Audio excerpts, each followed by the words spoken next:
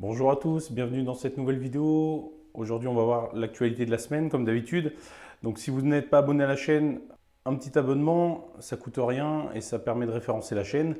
Et on va démarrer tout de suite. Donc, on a le cours des crypto-monnaies, on va commencer par là, qui, comme d'habitude, ces dernières semaines ne bouge pas trop. On est sous les 20 000.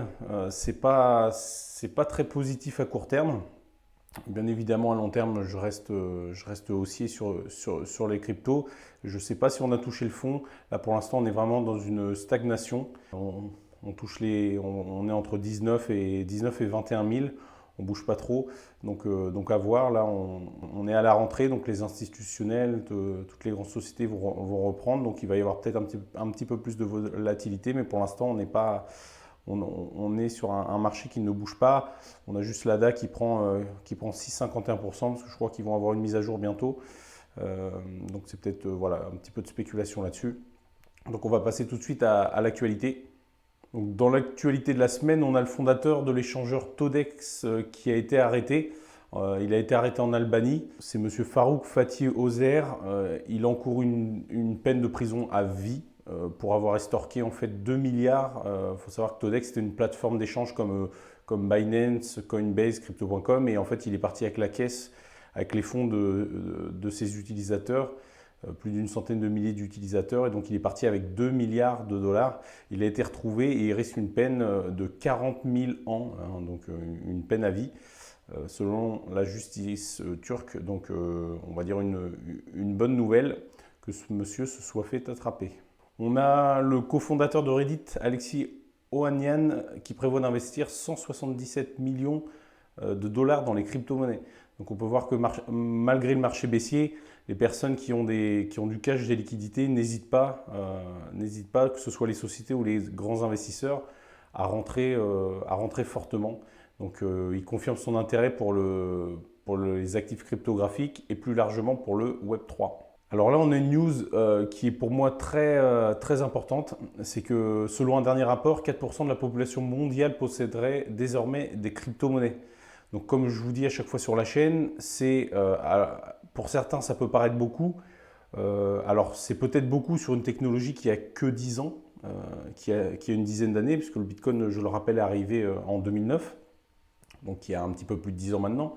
4%, ça peut paraître beaucoup. Mais si au regard du nombre de citoyens dans le monde, on est quand même vraiment dans les débuts.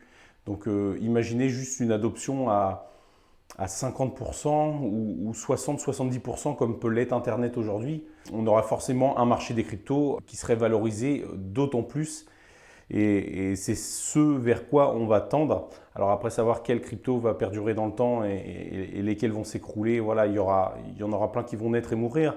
Mais c'est pour vous dire qu'à l'heure actuelle, on est quand même des précurseurs dans ce domaine. Moi personnellement, je suis arrivé fin 2017, début 2018. On était très tôt, il y a eu énormément d'évolutions. Moi, ça fait presque 5 ans que je suis dans les cryptos et j'ai vu une évolution énorme, que ce soit dans le nombre de crypto-monnaies où à l'époque j'en avais, je crois, 3000 qui existaient. Aujourd'hui, il y en a plus de 20 000. Dans la façon de faire des transferts, avant, faire des transferts était très compliqué. Il fallait noter des adresses et transférer d'un wallet à un autre. Aujourd'hui, vous faites un copier-coller sur les sites. Enfin, les transferts de fonds se font rapidement. Il y a plus de plateformes qui existent. C'est vraiment très facile aujourd'hui d'investir dans les cryptos.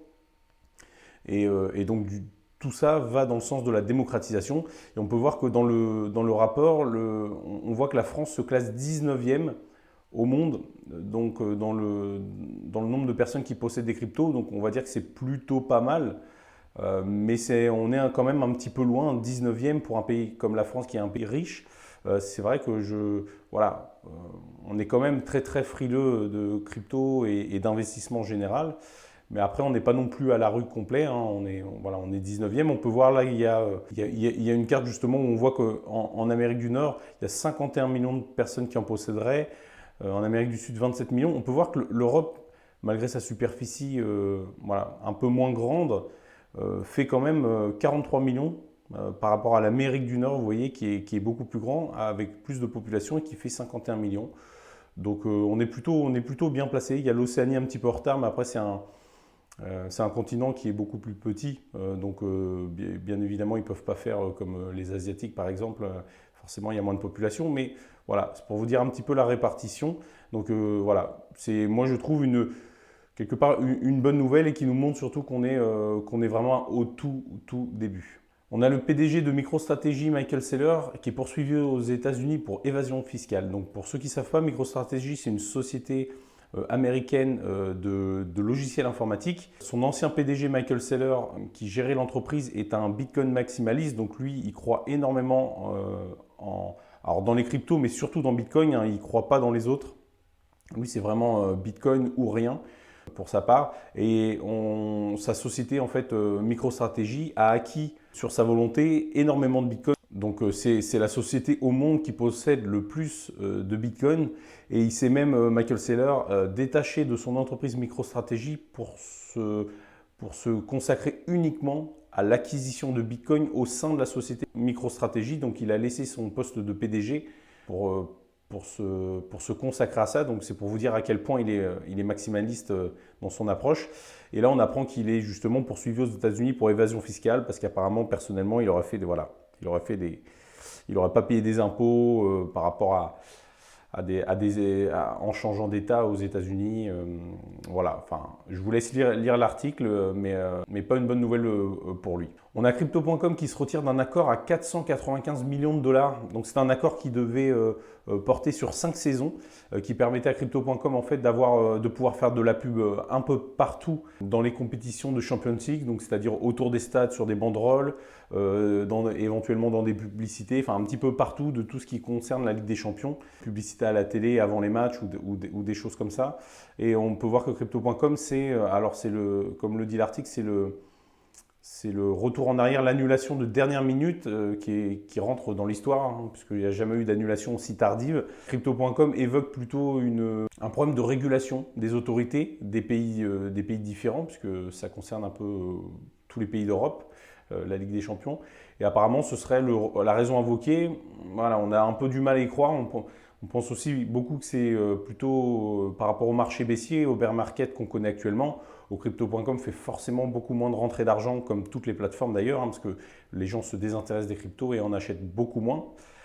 Donc voilà, Crypto.com qui avait déjà investi énormément, plusieurs milliards, hein, que ce soit sur les publicités lors de la finale du Super Bowl. Ils avaient aussi investi sur un contrat de 5 ans sur le Staples Center de New York, un stade de basket, il me semble. Ils avaient dépensé dans les 700 millions de dollars pour avoir le naming du stade. Voilà, je pense que c'est plutôt de soucis d'ordre économique, même si Crypto.com a l'air de dire l'inverse. Donc voilà, en tout cas, une annulation de dernière minute, mais quand le marché haussier repartira, j'ai nul doute que Crypto.com va réinvestir massivement. Et toujours en parlant de Crypto.com, donc on a une erreur faite par Crypto.com. Donc une Australienne, il y a 7 mois, qui a demandé un retrait de 100 $ et qui a perçu 10,4 millions de dollars par Crypto.com. Crypto.com s'en est aperçu que récemment, donc 7 mois plus tard. Le problème, c'est qu'entre-temps, cette jeune femme a retiré les fonds, s'est acheté un manoir, a investi une grande partie de l'argent. Et aujourd'hui, Crypto.com a demandé à cette dame de rendre l'argent. Cette dame n'a pas voulu, fait un peu la sourde et muette. Donc Crypto.com l'a attaqué en justice. Donc apparemment, voilà, c'est plutôt bien parti pour Crypto.com de récupérer les fonds.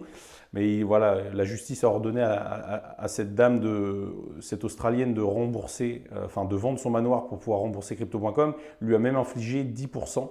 10% d'intérêt de pénalité. Donc ce qui va être beaucoup du coup, parce que voilà, 10% de 10 millions, ça fait 1 million. Donc c'est une personne qui va certainement s'endetter d'1 million, mais après, bon, elle a non plus pas été très honnête dans cette affaire-là. Donc voilà, affaire à suivre. Et on a Socios qui prolonge son contrat avec la Ligue de foot argentine. Donc pour ceux qui ne savent pas, Socios, c'est une société, donc ils ont le token, le Chiliz, pour ceux qui connaissent, c'est ce qu'on appelle un fan token. Donc en fait, c'est une société qui va commercialiser des fan tokens. Donc aujourd'hui, vous pouvez acheter des tokens de la crypto Paris Saint-Germain, Juventus de Turin, FC Barcelone, et ce qui vous donne le droit, entre guillemets, à des petites décisions dans la vie des clubs. Voilà, alors ça vaut bien évidemment, hein, si vous êtes fan de Barcelone par exemple, ça ne vous donne pas le droit de donner votre avis sur l'achat des joueurs ou des décisions importantes comme ça, mais ça va pouvoir vous donner des décisions sur, par exemple, si un jour ils veulent changer leur logo, vous allez pouvoir voter pour le nouveau logo, sur des décisions, on va dire, mineures du club. Donc voilà, c'est un partenariat qui va permettre à Socios de vendre encore des tokens de la Ligue de foot argentine pendant encore plusieurs saisons. Et on a Celsius, le grand retour de Celsius. Donc on a du rebondissement dans cette affaire. Celsius avait annoncé qu'il pourrait rembourser il n'y a pas longtemps 48 millions de dollars, mais apparemment ce serait plus de 225 millions de dollars de fonds des clients. Alors sur 1,2 milliard, c'est pas beaucoup, mais ça permettrait de restituer, comme le dit l'article, 22% de la somme, ce qui est déjà mieux que rien. Donc voilà, je pense que ça prendra encore un petit peu de temps, mais si déjà les utilisateurs peuvent récupérer 225 millions de dollars, ce sera un moindre mal. Et on va finir avec la dernière actu du jour. Donc c'est la FIFA qui s'apprête à lancer sa plateforme de NFT. Donc encore comme on le voit, la FIFA qui est un organisme énorme du football, une entité avec énormément d'argent, qui profite d'un business très lucratif qui est le football. Ils vont sortir des NFT sur la blockchain Algorand. Donc ils sont en partenariat avec la blockchain Algorand depuis quelques temps déjà. Et là, ils vont sortir une collection NFT qui sera sur le football masculin et féminin. Donc voilà, si cette vidéo vous a plu, n'hésitez pas, un petit like, un commentaire et surtout un abonnement avec la cloche des notifications. Et moi, je vous dis à très bientôt. Ciao!